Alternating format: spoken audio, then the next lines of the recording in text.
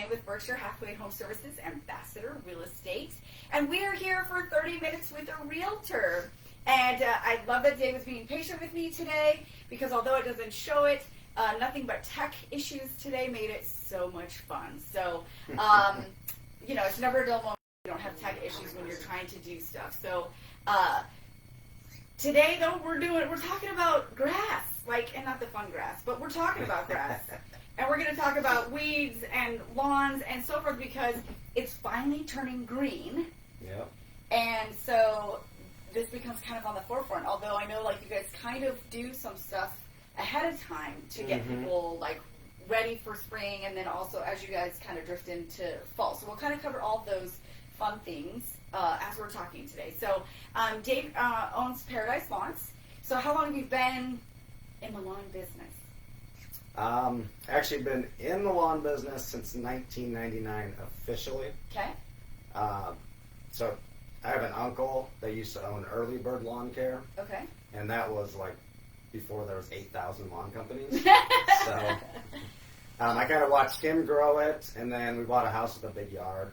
So I bought a mower to take care of that, and I thought, well, I'll make a little bit of side cash. And then kind of started the business from there. We don't mow anymore. Okay. But that was kind of our opening into it in 99. Okay. And then here we are today with our focus on fertilization and weed control. Okay. So now you said that you don't mow anymore. Talk about that. Okay. So one of the reasons, there's just so much competition. Okay. It's a service that really is not charged properly. Okay. Because you have kids down the street that'll do it for $25. You have a side business. I was guilty of that, so I'll take blame when I first started. We charge less. To actually run it correctly, we probably have to charge double, and nobody will honestly pay for that. Sure. I mean, and it is what it is. So we talk about some of that fertilization and aeration. I think that's a word that not a lot of people know or understand. And I know because it's such a pain to do. And then the little dirt clods are always in my yard when it happens. So it's one of those weird things that I'm sure my kids love it because they have things to throw. But what would you say for as you're prepping, so to speak, for spring? Because I think the biggest difference is you look at somebody's yard and you're like, how come their yard's really green and this one looks like it's about ready to die? Yep. So, and that's with anything. You always feel like your neighbor has a better car, a better house. Yeah. As a realtor, with the yard, your yard probably looks great, but you're staring at it every day, walking out your door, looking down at the one bald spot that nobody else sees from the street.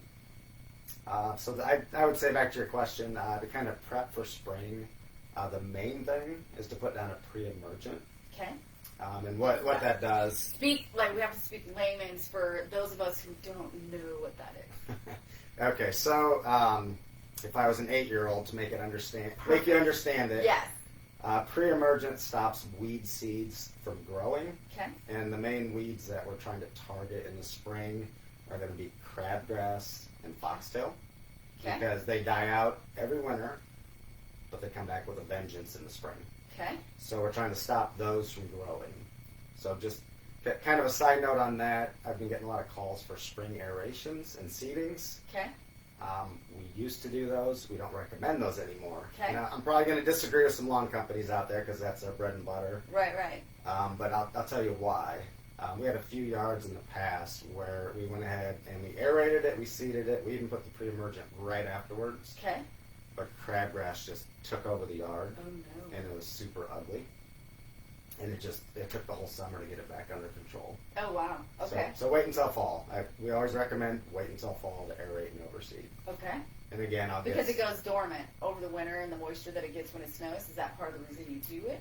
As far as to do your aeration in the fall with the overseeding, is because it gets that additional moisture and then it's ready when you come up for spring, or what's the process? It's cooler. Okay. And you're not competing with the weed seeds in the spring with the really aggressive weeds. Gotcha. And the reason you have to aerate is because you want good seed to soil contact. Okay. So if you just go out and just throw seed on your lawn, it's not doing anything. It's not doing anything. You're wasting your money. Interesting. So So I would say what I'm noticing in some of the neighborhoods is crazy dandelions. Mm-hmm. So that was actually one of my clients. She said, "Hey, I know you're talking to Dave about lawns. Can you ask? Because their neighbors' dandelions are starting to creep over." Yeah. And she's like, "Well, what can I do to prevent it coming from their yard into mine, especially once it hits that seed and it's been so windy? Mm-hmm. Like, how do you keep that under control?" You should move. They should call you and buy a house somewhere else.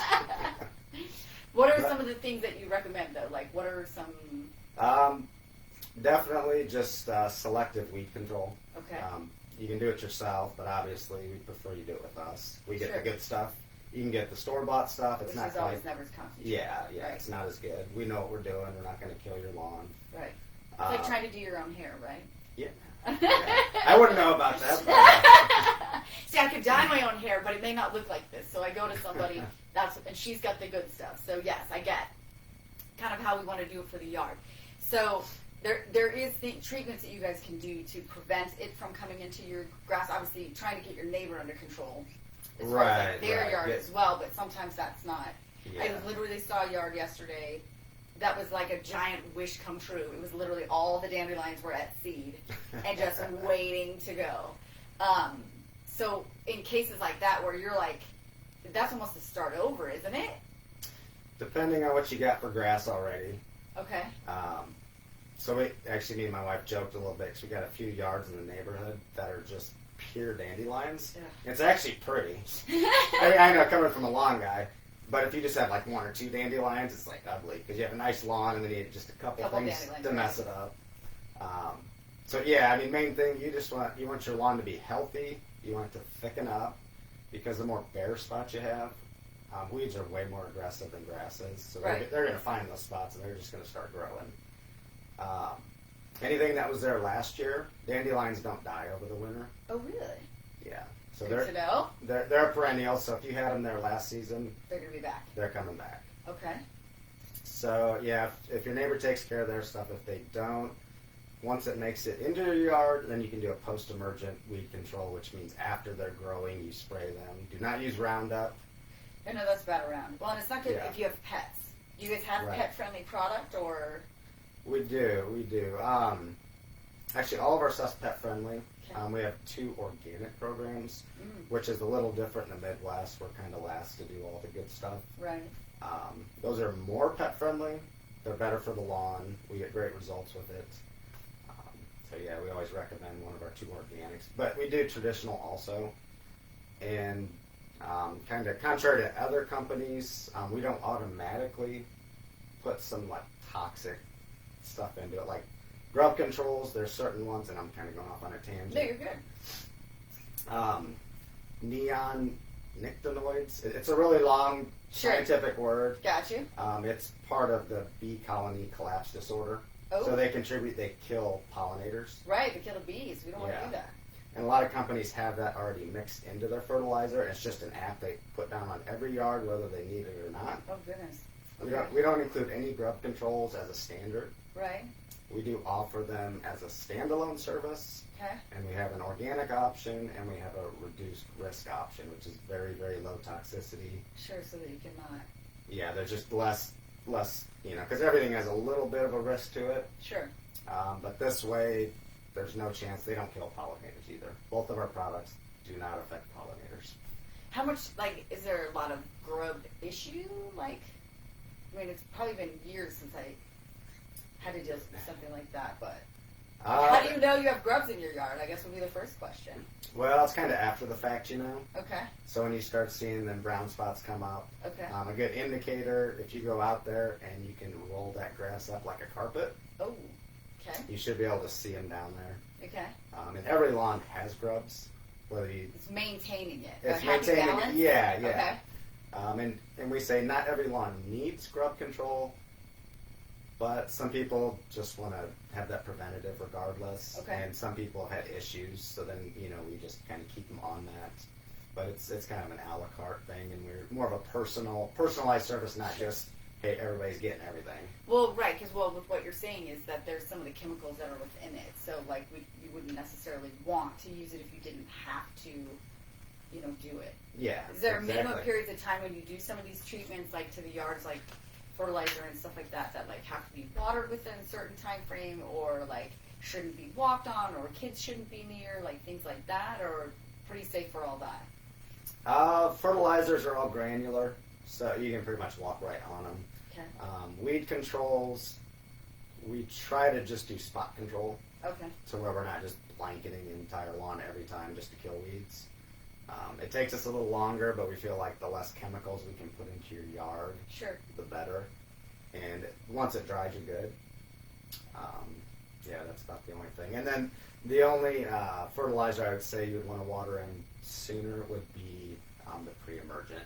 Because even though, we can do all this stuff to your yard, but if you don't water it into the soil, right, it's just sitting there waiting. Right, to get going. And yeah, and right. you want that barrier for that pre-emergent to, kind of spread itself around the yard. So I know some people have talked about, there's been varying opinions this year as far as like the moisture that we got in April. Like some are like, oh, it was really good, and others are like, no, it wasn't enough. And so with doing some of the treatments and so forth, where are we? We're below, aren't we, for moisture levels for the year?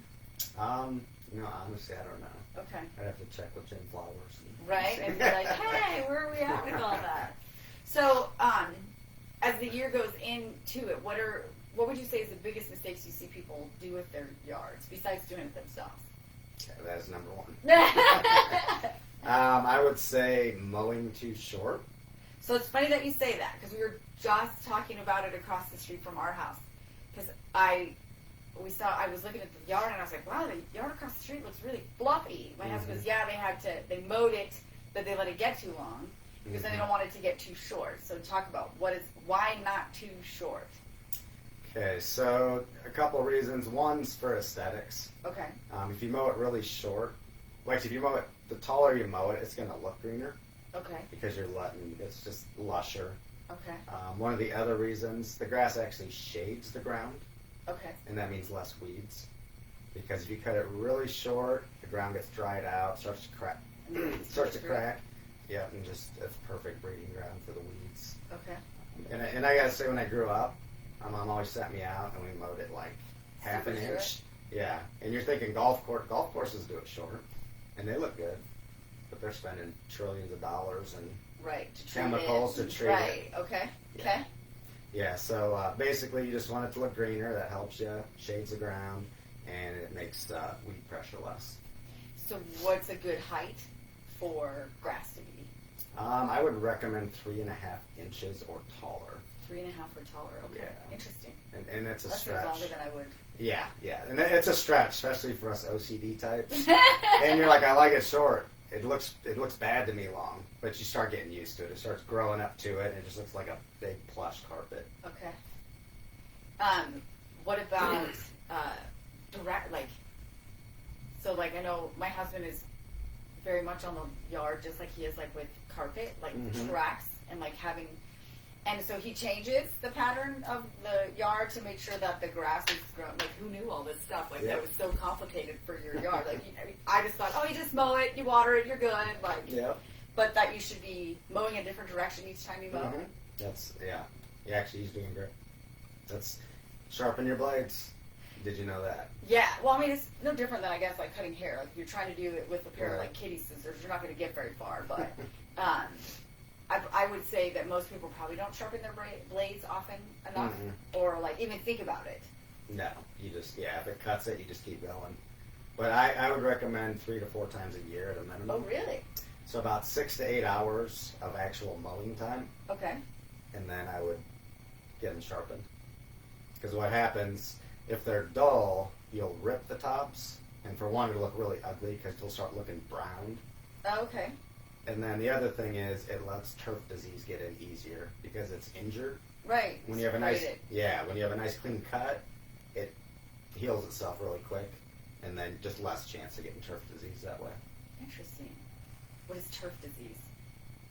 It's just this ugly browning of your lawn. There's so many different turf diseases. Oh, sure. Yeah, if you ever see browning, sometimes it's lack of water. It just kind of depends what it looks like. Okay. Sometimes you'll have random spots around the yard. Sometimes they'll be kind of pattern, they call it. Okay. Some of it will kill your lawn, some of it will show up, and then it'll go away. It's just ugly for a while. Sure. But if you can ever just avoid that, it's obviously just better. Right. Right. So, any recommendations of places to go get blades sharpened? I do not. I'll have to look into it. Well, so the only place that I can think of is down off of like 36th and Harrison. Okay. There's one, and I think there's another off of like 50th and Q Street. There are two like small engine shops. Mm-hmm. And I think even out in Gretna, I think the one Cub Cadet out there, like if you have a Cub Cadet, they'll sharpen your blade also. Okay. If I remember correctly. But I'll make sure to find out, and I'll add it into the comments, because obviously being a really good tip to have that, to make sure you're cutting the grass, that you're getting it, sharpened and ready to go. I mean, because everybody sees it, like, Right. It's no different than we do our hair. Your grass is basically the hair to your house. Yes. Like you want it to look good. Yeah. No different than painting the exterior of your house. So you want to make sure like all of it Mm-hmm. works together. Are you a bag it guy or let it go? Let it go. Okay. It's better for your lawn. Is it because of the ground coverage as far as like weeds, or? No, it actually releases the nutrients back into the lawn when it breaks down. But you just have to make sure you mow it often enough to where you don't have big chunks of grass. That'll kill it. Yeah, and it's just it's easier to break down when it's in smaller. They say not to mow off more than 1/3 of the length of the grass. Okay. So if it's at 4 inches and you mow it down to 2 or less to 3, yeah, you're good. But yeah, if it gets really long, you may want to bag it that first time or rake it up, and then just try to be a little more proactive and mow it. Right. Well, and I think kind of this year was really different in that we didn't green up as quickly, so it felt like a really pushed off mowing season. Mm-hmm. And so and then now all of a sudden it seems like it's gangbusters, and everybody's out trying to mow, and because like last week it was on one of the days it rained, and I was like, somebody's out mowing their yard, and I'm like, you're not supposed to mow when your lawn is wet, right? Why is that? So you don't cut your legs off. Well, that too, because you want to slip, right? Right. So what is some of the thought process about when it's like wet, or why? If it's extremely wet, it's probably not good. It's going to clump up. Okay. Because it's just going to like clog your mower up, and then you're just going to shoot out big chunks of like gooey looking green. And then you when you go on your concrete, you're just tracking green stripes all over, and again, aesthetics. I mean, people are vain. They want their lawn to look great. Well, and you mow, and some of those mowers, when they're on the dirt and the mud and so forth, it just tears it up. And yeah, the big mowers especially will. Yeah. Any advice for people who have pets with their yard? Like, are there any things that you recommend for dog owners? I would say if you still want a nice lawn, weed-free, looking good and green, then I would recommend our organic programs for pet owners for sure, or kids, or people environmentally conscious. Sure. Like I said, we do both. I'd say we're probably 90% organic, and about 10% are still synthetic. Sure. Well, I mean, there's certain things that just, they work. Yeah. But don't do Roundup, because that is bad. Yes. No, so the other fun part, when it hits fall, and you guys aren't doing any of the lawns and so forth, you guys get to do Christmas lights. Yeah, that's an exciting time of year. You sound not as excited about it. Okay, I felt like I was excited, but okay, yeah. No, it's... I always look forward to, because it's always, in stages in the neighborhood where everybody kind of starts doing their lights. Like, you have the gung-ho, like, it just hit Thanksgiving, but we're putting our lights out, so when it gets dark, you're like, oh, they were ready this year, and then watch them kind of as it pops up in the neighborhood as to who's doing lights and what they're doing and so forth. So I love it because, that's how the time kind of goes and you see it. But I drove past the house the other day and still have their Christmas lights on. They're planners. What? They're planners. They're ready for the next season. Right, they're just already ready. Although that is a big trend right now, is permanent Christmas lights. What are you guys doing, the permanent ones or just temporary ones right now? Just temporary. Okay. I feel like, to me, to have them up all the time, it's kind of fun with the change. Like, they're on there, then they're off there. You can switch them up, then the next year a little different. Sure. But I feel like if it's permanent, then you just kind of get, it's the same thing every time. Sure. That's just an opinion, Well, no, I'm just saying everybody. I mean, 'cause some people hate Christmas and they don't decorate at all. Some people love it, and I know one of my clients who did permanent lights did it because she wanted to be able to have lighting for every time of the year. So she wanted to be able to do, like orange during Halloween, and she wanted to be able to do like green for St. Patty's Day, and all the different colors. That makes sense. And have fun with it. And I was like, oh, that's cool. Yeah. What would you say? What's one of the biggest challenges with Christmas lights? Weather for sure, because we don't do anything inside. It's all exterior, and roof line is our focus. So we're getting up there because nobody else wants to. So like windy days are no good. Like this year was great, or last year, because there was no snow. Right. When there's snow, it just you're to a halt. You can still work in it, but it is super slow because you're trying to not fall off the ladder. That'd be important. That's important. Yeah. We want to get on to the next job and keep our clients happy. Have you ever been on a roof where you're like, oh my gosh, like this is terrifying? Yeah. And it gets worse as I get older, so I don't even do that anymore. I hire the young guys. Young guys to get up there and be like, you do it, you make it happen. And they love that. What is your favorite color combination?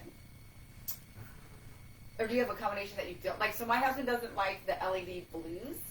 Okay. Because it bothers him, like, eye-wise. So he loves the clean whites. Yep. Really, and he likes it to be, he's a fluid kind of guy. Like, he likes the Christmas, like, if you're doing LEDs and they're the bright whites, everything should be bright white LED. Like, don't mix in the yellow and the yellow bulbs. Yeah, I agree with that. The more daylight bulbs or whatever, the traditional warm white. Right. Yeah. So that was some of ours as we, started exploring doing exterior lights. Mm-hmm. So, I would say my favorite color combination, one of them would be red and bright white. Mm-hmm. It's kind of Husker colors. And Candy canes, it's just cool. It's clean. That's good. You can start it really early, right? That's how you can justify. We put it up in October because it was Husker season. Yeah, Husker game's coming on. And then we just kept it all the way through Christmas. Yeah. I like it. So red and white. Okay, what else? My other one's probably multicolored. Some people think trailer park sort of style, but I kind of like it. No, but we did the multicolor bulbs. It's traditional. Mm-hmm. Yeah. I mean, if you have the right colors. Right. But that's probably, those two are probably about the same. So because you're doing Christmas lights for everybody else, do you feel like your house gets neglected? Or do you go all out outside? We do pretty good. But we're usually last on the list because we pay the worst. So I love it. But I'm starting to kind of go, well, hey, we should probably do ours first as a training house. Oh, absolutely. And then, if there's any... Trying out some new stuff or as things become new products or... Yeah. Yeah, that way you know if you like it or if you're like, oh my gosh, this is not something we want to put on anybody's house. Now, do you guys store it also, or what is some of the stuff that you do? Yeah, so we're full service, which means you wouldn't have to touch a cord, a timer, a light. You would purchase the lights through us. You would own them. We custom fit them to your home. We cover all service calls. You have any issues, give us a call. We'll come right back out, fix it. We'll come back, take them down after the first of the year. Most of our clients have us store them. It's just way more convenient. Oh my gosh, yeah. I got enough stuff in my garage. Exactly. so we do it all. And most of our lighting clients, they just stick around. It's a service they love. They don't have to get cold. They don't have to get on a ladder. They just come home. It's all timed for them. Turns on, turns off. They have a beautiful display. So. What time? So, because obviously I know it's May, but I'm already thinking Halloween costumes. So, what time do you recommend people start booking or getting calls to you for Christmas lights? When is that kind of? I would say August. Oh, really? Because we actually send out our renewals in August. Okay. Just so we make sure we got everybody's schedule. Get all our our existing clients. We want them on the list first. Sure. We're always happy to take new clients, but we want to take care of them, make sure we got room, and then we start taking new clients. But typically, November 1st, we'll start installs. Okay. Sometimes earlier, we'll leave some openings in October for people that just want to make sure they don't miss the window there. Right. Make sure they are up, and they're okay with having them up that early. Husker, we're doing red Husker, and white. yeah, we're red and white. We're just going to justify the red and white for Huskers. So, did you guys have any supply chain issues during COVID for lighting and stuff, or did that kind of still go smooth as? It was a little slower. I wouldn't say it was I'm on a Facebook group with other installers around the country, and they were waiting for stuff, and I'm like, wow, we're so lucky because we're in Omaha, and we have a couple of the national suppliers right here. Okay. So we don't have to wait for them to get it and then ship it to us. Right, we can just go pick it up. Oh, that's nice. I didn't know that. Yeah. That's interesting, which is cool. I mean, it just gives me more excuse to add more lights for the next year. What's one of your favorite kind of things for Christmas lights outside? Like that most people, you're like, oh, I wish more people did this.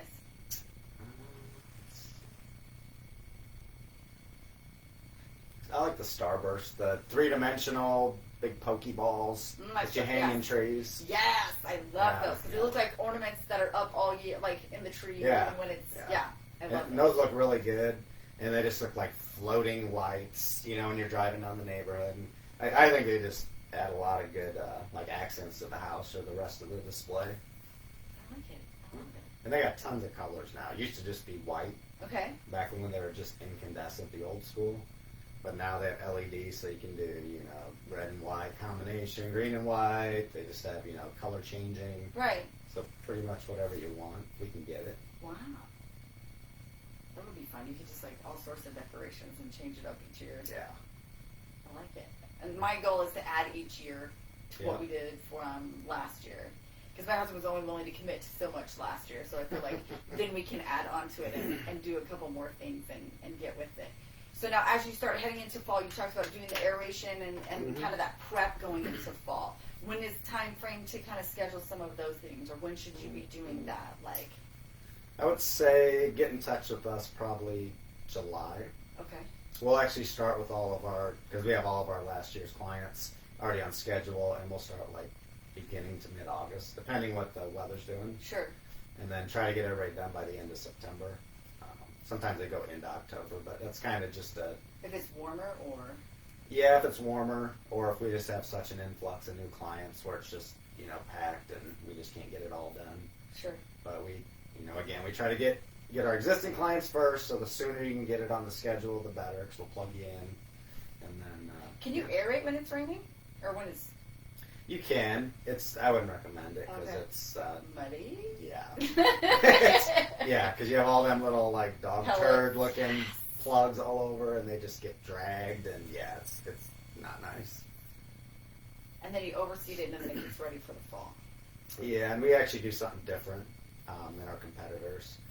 We do a top dressing with compost, which we recommend alongside it. You can do that any time of the year. It's great for the lawn. We always recommend it. It just gives a little extra nutrients, helps a little bit with kind of protecting the seeds in the holes. It's just a great kind of a 1, 2, 3 together. You'll get probably the optimal results, I would say, doing it that way. Okay, interesting. So now we're gonna have to like add in some pictures of your yard, because you know the running joke is the guy that does all the lawn stuff doesn't have the good lawn. So we'll have to put you to the test. We'll have to take a picture of your yard, and then we'll add it on the Facebook, because your Facebook just to see. So just to see how Dave's yard is. It's his measure up, and so maybe we'll have to run a contest during the year. I'll have to hit up my clients and see who can have the good yard. That was one of my clients noticed that he's like, not a lot of people edge around here, and I was like, I don't know that I've ever really paid attention to it, so now I want to look to see who's edging. So as everybody's been mowing, I'm watching to see, like, did they edge their yard or did they just mow it? Because we used to do that. Do you mean like along the sidewalks where you put the nice 90-degree angle? Yeah, that looks way better, I think. I do too, but is there a different, like, does it matter to the yard, or doesn't, it's just the aesthetics? No, it's just aesthetics. Okay. But yeah, it looks 10 times better. Right, it just looks nicer, manicured. It's like a good haircut, right? Yeah, exactly. Yeah. Well, that is all our time. That's how fast 30 minutes goes. We were talking grass and lawn, and if you have questions, please feel free to put it in the comments or message me, and we'll get it over to Dave so he can answer your questions. And I'll make sure to add Paradise's contact information, so as you get ready for the fall and you're ready to put that nutrients into your yard, or if you're getting ready for Christmas season to get those lights up, or for Husker football season, that you have the chance to do it. So thanks for joining us. I'm Andrea Lane with Berkshire Hathaway Home Services, Ambassador Real Estate, and this is 30 Minutes with the Realtor. Join me next month. We're going to be going out and about in the field as I meet with Joey, who Salon for Women. They did my eyelashes and my eyebrows, and we're going to be getting with them as we head into wedding season and wedding makeup. So join me then on 30 Minutes with a Realtor.